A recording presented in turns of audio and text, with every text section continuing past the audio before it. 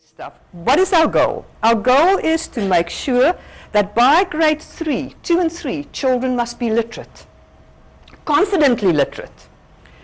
We found that many children enter school without the basics.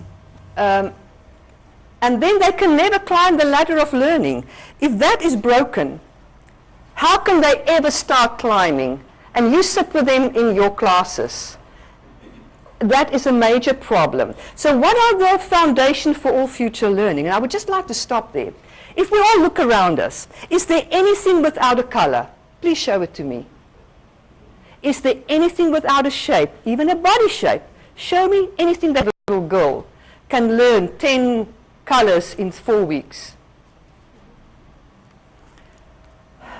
It's a pity that Tshepo missed out on an opportunity like this. I want you now to watch this little girl, 15 months old. She knew 8 out of 10. She did not know blue. We mean when we say there's a window for opportunity to learn for effortless learning. But you know that the method that you are using will never get those results because you know how you're struggling to teach children colors. We'll get back to that. So little cognitive development is taking place. With Tshepo at the daycare. His Granny Maria is not talking, reading, playing, showing and interacting. She's just loving them and feeding them. But involved parents tend to talk to, read to, and play with their children. And in doing that, they are laying the foundation for all future learning. So if they do that, the children will learn their colors, their shapes, their written words, all of that, but it takes forever and involvement every single day. And we don't have the time for those kids whose parents did not do that. So that's how all of us learned the colors, because we had involved parents reading storybooks. And by doing that, we learned the foundation. These children here, listen people, 30 million words more by age 3. They play with puzzles, educational toys, iPhones, iPads, and involved dads spend more than 4 hours per week with their children. And by the way, dads don't use baby talk. Proper words. Children can learn proper words. So they are giving their children of involved parents a head start when they go to school. They are ready to learn. But Tshepo, not only does he have few material things, but being poor in vocabulary is the worst. So Tshepo at age 3 is a normal, cheerful boy playing, but he just knows too little. He cannot discover those concepts on his own. If that was the case, we wouldn't have had a problem at all. These concepts should be taught. Nobody is teaching Tshepo. Brainboosters offers a program for children under the age of 4 because they completely learn in a different way. They don't have to interact. They can sit with their arms like this and they just have to hear and see it in isolation and they can learn. But that's not what I'm going to discuss with you. So if you have a preschool where you have children in this age group, we've got the most amazing program. A non-academic training, picture-driven, where we teach the gogos how to play with a few selected toys to teach color, shape, numbers, etc.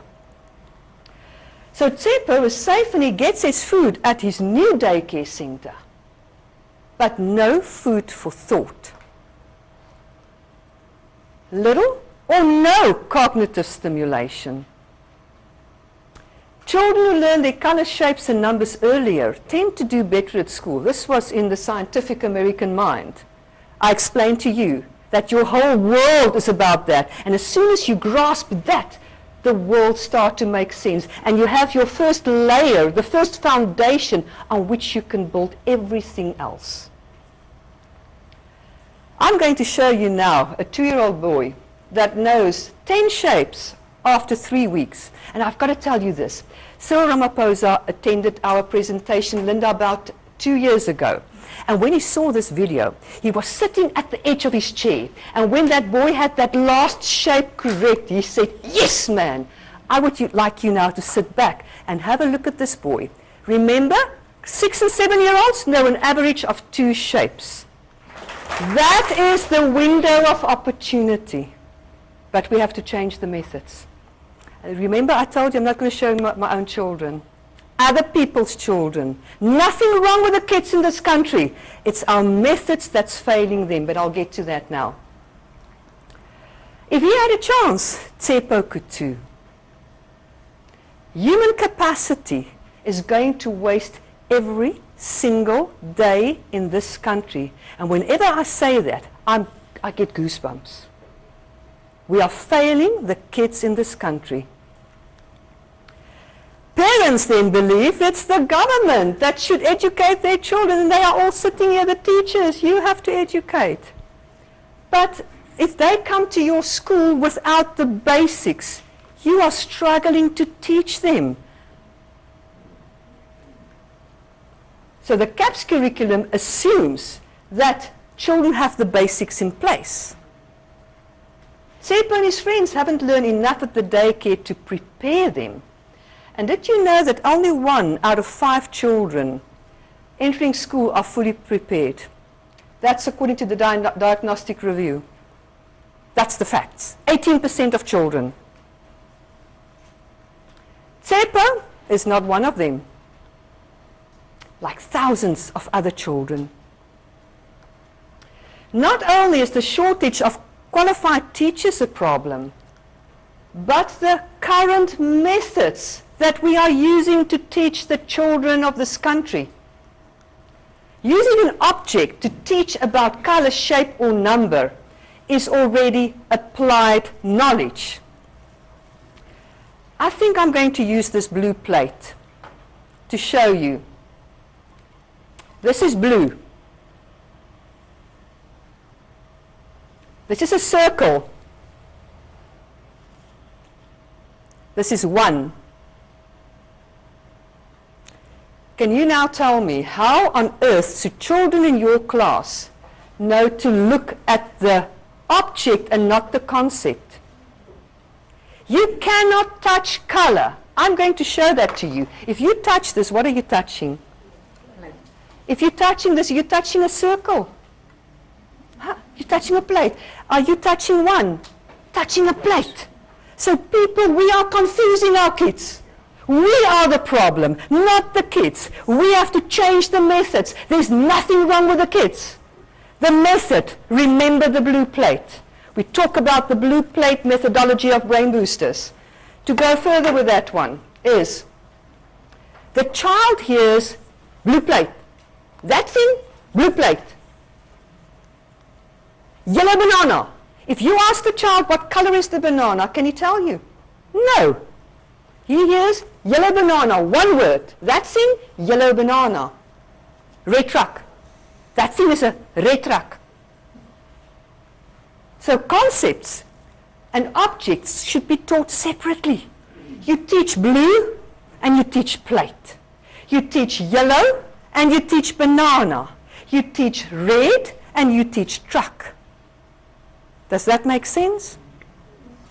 Now, just to show you, even Charles Darwin, way back in 1877, struggled to teach his own children. They could not name the colors, although I tried repeatedly to teach them. Charles, you're using the wrong method. Don't use objects. So the current method is strenuous and slow to teach. A crucial step is missing. A crucial step is missing. The first step is to isolate what you want to teach. And I'm going to share with you, just in short, the methodology of Brainboosters. First one is to isolate. So what we do is we show the word, blue, and then we show a whole page of blue. And we do all 10 colors at the same time. So we isolate. The second one then is to reinforce. And we use an interactive method that I'll show to you a bit later on. I want to show you this footpath. This is how the brain works. There's no footpath, and once you start walking, and you walk every day, and you walk for 2 weeks, all of a sudden there's a path. It's the same with words. How many times does the baby hear the word mommy? How can you teach and just say once, oh, this is a triangle, and put it? The brain does not work like that. You've got to use repetition for the child to make the brain connection permanent. That is neuroscience. And if there's no repetition, how must the child remember? The third one then is to combine. We taught red and we taught square, and now it's a red square, and there's the red square. The same with big and circle, now it's a big circle, and I just cannot understand why children find it so funny to learn about big and small. So the third one is to combine, and then the fourth one is to reflect. Now we have this interesting one where a little girl, a 4-year-old, was learning about a hexagon and a pentagon. If you teach about a giraffe and a hippopotamus, they can easily learn words like, just go try it, just see for yourself. And the one evening, but I think she's got a very difficult dad. And the one evening when he came home, the girl said to him, Dad, you're a real hexagon. Meaning you're full of nonsense, you're full of points. Look at the level of understanding. Pa, jy's 'n regte hexagon. And then the fifth one is where we do assessment, where we do informal assessment but also formal assessment. And by the way, the methodology for children under the age of 4 is completely different. You never test a child under the age of 4. You never ask, what color is this? What color is that? Never, ever. You give them the information and you ask nothing in return. But we're not looking at that methodology today. So then to do the formal assessment, we'll just have a matching exercise on a Friday. They just have to match the colors. Now, even games on iPads use the same ineffective slow methods. That red, it's a pepper. Well, where's the red? They use the same methods. So these methods are appropriate for those children who learned the basic concepts at home. So when you have those beautiful posters of blue or red or whatever, those children of involved parents can cope with that. But the majority of children in this country cannot cope with what you are showing them. So, not for Tshepo and thousands of other children. So what do we say? What does Brainboosters do differently? First of all, how can you teach a color on its own? This week, we're teaching red. You're wearing a red top to the school. We've got the red truck, the red ball, and the whole week for 2 weeks, it's just red. Can they learn that? They struggle. So what we say, you've got to teach a color in relation with other colors. How can you teach one color on its own? See the color in relation with other colors. So we teach all 10 colors at the same time. Not like in our CAPS curriculum. Week 29, we teach them black. So I would like to know from you now, what must the child do the whole year? I can't ask for black paint, a black crayon, because I've got to wait for my CAPS curriculum teaching me black in week 29. Children with involved parents can cope with that. They've got no problem. They know black. Majority of children not. Now see, there's a lot of smiles here. A lot of smiles. So, Tshepo needs to know colors. Why? Did you know that that is a mathematical thing? For sorting and matching. That's why they need to know their colors. All 10 colors, by the way. The shapes. We teach all 10 simultaneously because you've got to see a hexagon in relation with a pentagon. Not on its own. How many do we teach in a year? And then the children know an average of 2 shapes.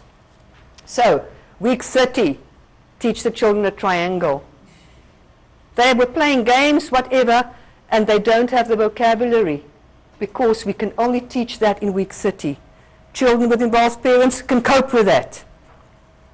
We give them the word, and then we show them all of them in the same color, black. If you use red, you want to do all of that in red, that's fine. You just use the same color and the same size for all of them because you're not teaching about size.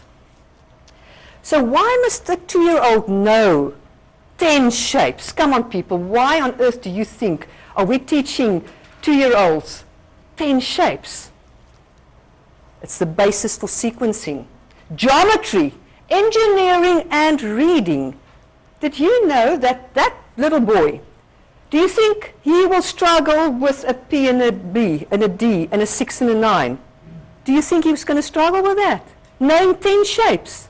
So we say that the shapes is one of the most important pre-reading skills, because to teach a two-year-old a P and a B, an A, B, C, D, means nothing. It does not make sense. But teaching a hexagon and a pentagon, you saw that 2-year-old boy. He's not going to struggle with reading or geometry. So Tshepo needs to understand each number from 0 to 10 before he can do any basic calculations like addition and subtraction. How can you start with that if they can't even count each number, ladies and gentlemen? So we've got to teach them all at the same time. CAPS curriculum, we're 27. We teach them 7. Wow. Tshepo can learn much easier if the teacher uses daily counting demonstrations. Do they understand 0? Yes. And by the way, when we had someone from the district office visiting the school, they just said, whoa, whoa, whoa, whoa, they must only count to 10. Why are you counting to 50? Because those kids in our programs count to 50 and backwards to 0. Ladies and gentlemen, they can. There's nothing wrong with our children. Change the method. Stop clapping hands. 1, 2, 3, 4, 5. It means nothing. Don't count with your feet. It means nothing. Use counting demonstrations. Now, this is a very difficult concept to teach children greater and less than. And I want to show you now how I taught 4-year-olds the first time ever about greater than and less than. My son writing matric last year, maths, he said, Mom, when I see that sign, even in my matric maths paper, I remember your crocodile. The lady that took this video said to me, but why did my teacher not use this method? She grasped it for the first time, and I see some smiles here once again. If we change the methods, children can grasp it early, very early. So Tshepo needs to learn about spatial relationships, like in front, on top, underneath. What we found is when we tested the program, I could not even start teaching them because they just did not have an idea what is in front, what is left, what is right. And we just said, Waka, just stop here. Let's first teach the children spatial relation. And once that is in place, then you can start teaching them the other concepts. So why must they know that? To be able to follow instructions. It's going to make your life so much easier once they understand this. Tshepo should learn that written words have meaning, because words are about talking and reading, and they are by far the best way to learn.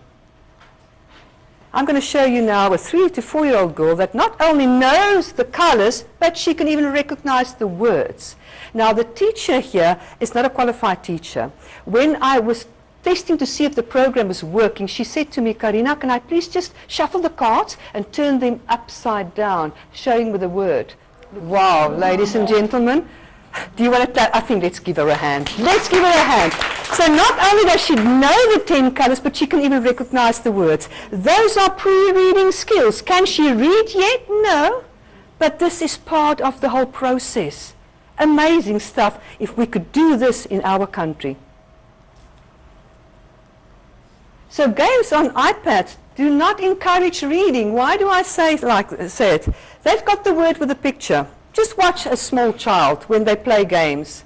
Are they looking at the word? No. No, they look at the picture. So it's not encouraging reading at all. With our program, all our books, on one page it's yellow with the word, and on the next page is the picture. So nowhere will you find the picture and the copy on the same page, never ever. So the broken ladder of learning. We have pinpointed a critical problem that can have lasting effects on our education. It's time that we fix this. If only Tshepo could patch up with a catch-up program. Children cannot comprehend what they are reading. That, all the research say that. So we are using an embedded phonic thing where we use a picture. The teacher will take that picture and talk in the child's vernacular. Can someone give me in their language? Afrikaans, die pa lees 'n boek vir sy kind. In English, who would like to say what that is in English? The father is reading a book to his son. Any other languages here? Okay, so we discuss that, and then we can ask questions. Are they happy? Are they sad? What did they do before this? What did they do after that? So everybody understands the picture. So for the first week, we just teach them those words. A whole week for brain connections to become permanent. And this is what it will look like. What happened in this school is that the vice principal came when I presented what I wanted to test. And she said to me, I'm teaching grade 7 learners. May I use this program with 13 of my learners? We said, go ahead, just do it. And she did it in breaks. Then the one day she had a meeting in break, and she said to the boys, sorry boys, I can't do it today. They said, but ma'am, when are we going to play? Did you hear what I said? Ma'am, when are we going to play? Each child receives a poster like that where they match. And those children that struggle, the teacher then zooms in on those children, help them. Every day, different children. And that you do for a whole week. Why a week? Brain connections must become permanent. Then, the second week, ladies and gentlemen, we use the same picture. Discussions with different children, own vernacular and in English. And then we do the first sound. Who said we can't teach the sound? Not cat, the first sound. And in the third week, we take the last sound. Who said we can't teach them in? We take 4 different sentences, 4 different pictures over a 12-week period. So that program, we do it on its own for children in grade 2 up to 7 with serious reading problems. You can do it in break, after school. And after the 12 weeks, we can make another 10 different sentences with those words. It's not a full reading program. It's a reading booster program, giving a child a mentality of I can, before he starts with grade 1. So the window of opportunity to learn a second language is going to waste. If that's grade R, and this is the language, look at that language going down. That is now grade R. And if we want to start teaching in grade 4, look where it's now going. This is for effortless learning. If we change the method. If we change the method. Even Harvard said that any education policies that disregard the fundamental concepts of neuroscience when they delay teaching second languages. The children can, but not with existing methods. Not with existing methods. So the teachers are the key drivers for success of learning. And the teachers say that magic happens in the classrooms. Yeah. And that's what we want to do. When you go to work every day, you must look forward to teach the children. And the children must look forward for you to come and teach them. But we should have fun while we are learning. Principals and HODs, I want you to go into the classrooms. If you do this in the morning, 45 minutes, don't be in your office. Go into the classrooms. Go and see what's happening. And look at this principle. Now, parent involvement is crucial. To do better at school, Tshepo, parents should be involved. And through fun and games with a parent pack that we give them, they can then have fun and engage with their children at home. So if we get them involved and they enjoy a parent evening, they will stay involved. But you should make sure the first parent evening in grade R must be different. So the guidance to parents regarding homework, we are now experimenting with weekly video snippets that will look something like this. We're even thinking of sending the prep for the teachers' work via videos to the teachers to see what you've got to do this, this, and this, and this in the week. Now, look at this. The Brain Booster teachers becomes the heroes in communities. This is the teacher and the assistant. Tshepo is now ready to engage with the CAPS curriculum. He's now ready. With this significant catch-up intervention plan, we can improve literacy and numeracy so the children can even cope with e-learning. You all know about the the iPads that is in our classrooms. So you and Brainboosters can help Tshepo to say, I can. And ladies and gentlemen, you learn so much by just observing what the kids are doing. When you have to write your report, you've got so much to write because of the play element. And then the teachers, without training, each thing that you see, the teachers will do. It's a hands-on training. So this today wasn't a training session, it was an information session. So when you come to the training, we take week 1, we do everything. Everybody takes turns to do that. We see that you're doing it right. The counting demonstrations, ladies and gentlemen, can you count to 50 and backwards? We help you. We've got a form with the counting, all the numbers on it. When you pick it up, you will see it will help you. So we really assist you in what you have to do.